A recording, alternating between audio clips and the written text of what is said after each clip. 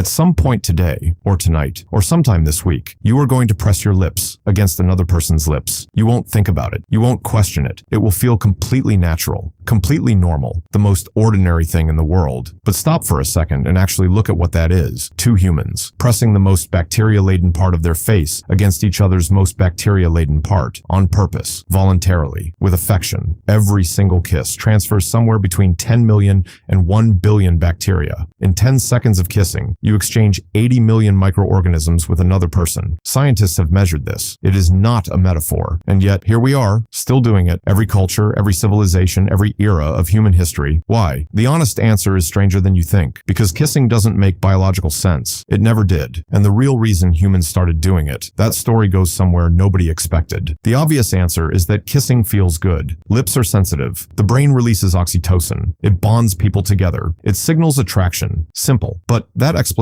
has a problem. If kissing is so natural, so instinctive, so hardwired into human biology, then why don't all humans do it? In 2015, researchers William Jankowiak, Shelley Volsche, and Justin Garcia published the most comprehensive cross-cultural study of romantic kissing ever conducted. They examined 168 cultures around the world, documented, analyzed, mapped, and they found that only 46% of those cultures kissed romantically, less than half. The Mahanaku people of Brazil considered mouth-to-mouth kissing disgusting. Several African and Asian cultures had no tradition of it whatsoever, and when European explorers first demonstrated it, the reaction was not recognition, it was revulsion. So kissing is not instinct, it is not hardwired, it is not universal, it was invented. Somewhere, by someone, for a reason. And when scientists started pulling on that thread, the origin they found was not romantic. It was not beautiful. It was, by every modern standard, completely revolting. Let's go back to the beginning, not of kissing, but of the mouth itself. Your lips are among the most densely packed sensory organs in your entire body. More nerve endings per square centimeter than almost anywhere else on your skin. They can detect temperature, texture, pressure, and chemical signals with extraordinary precision. Evolution built your lips to be extraordinarily sensitive data collectors. But sensitive to what? And why? The answer starts not with romance, but with food. Approximately 100,000 years ago, and almost certainly long before that, early human mothers fed their infants the same way many primates still do today. They chewed food first, softened it, pre-digested it, and then transferred it from their own mouth directly into their infant's mouth, lip to lip, mouth to mouth. Scientists call this premastication, and it wasn't occasional.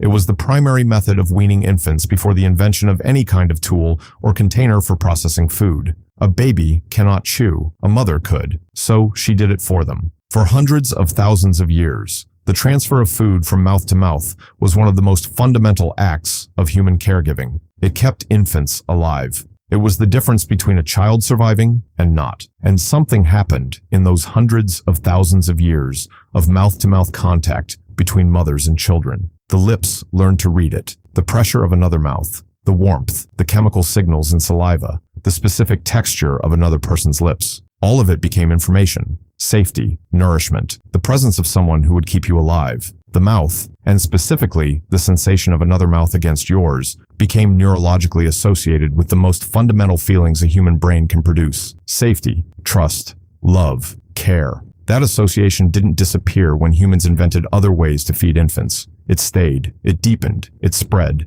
and then something else happened. Something that transformed premastication into something entirely different. In 2015, anthropologist Helen Fisher at Rutgers University proposed something that changed how scientists think about kissing. She argued that the romantic kiss, the mouth-to-mouth contact between adults, isn't just emotional bonding. It is biological assessment. Here's what she meant. Human saliva contains a remarkable amount of information: hormones, genetic markers, immune system indicators, health signals. When you kiss someone, you are, without knowing it, running a biological analysis on them. Your brain is processing chemical data about their immune system compatibility, their hormone levels, their overall health status. And it is making decisions. Studies have shown that women rate a good kiss as significantly more important in mate selection than men do. That a bad first kiss, even with someone they found deeply attractive, will cause many women to immediately lose interest. That the information gathered in a single kiss can override months of emotional investment. Your lips are not just feeling, they are reading. But here's where it gets strange. In 2009, psychologist Gordon Gallup at the University of Albany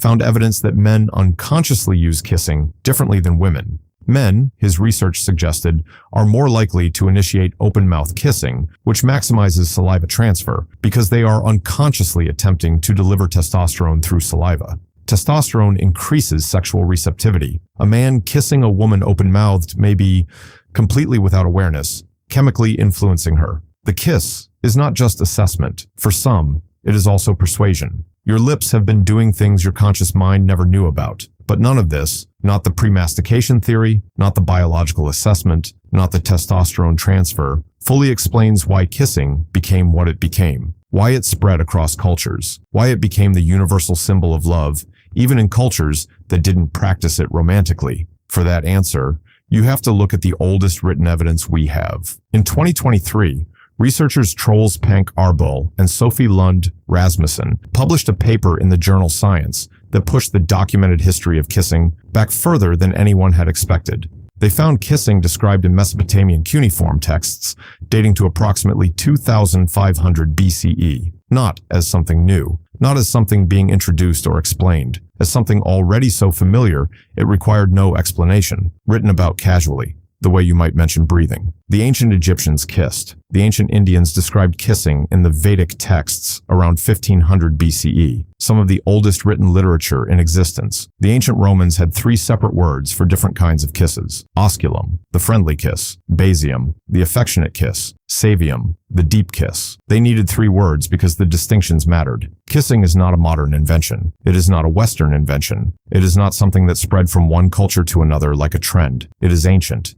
Deeply, profoundly ancient. And here is the part that reframes everything. The same lips that transferred chewed food from mother to infant for hundreds of thousands of years. Those same lips, with those same extraordinary nerve endings, with those same neurological associations to safety and nourishment and care. Those lips eventually turned toward another adult, not a child, not for food, but with the same fundamental impulse underneath. I am here. You are safe. I will not hurt you. The kiss, at its deepest biological level, is not about attraction. It is not about reproduction. It is not about chemistry, though all of those things are real and present. It is about the oldest signal a human mouth was ever used to send. I will feed you. I will care for you. You can trust me. That signal, that ancient, preverbal mammalian signal, survived the invention of language, survived the invention of civilization, survived every cultural shift and historical upheaval for 300,000 years. And tonight,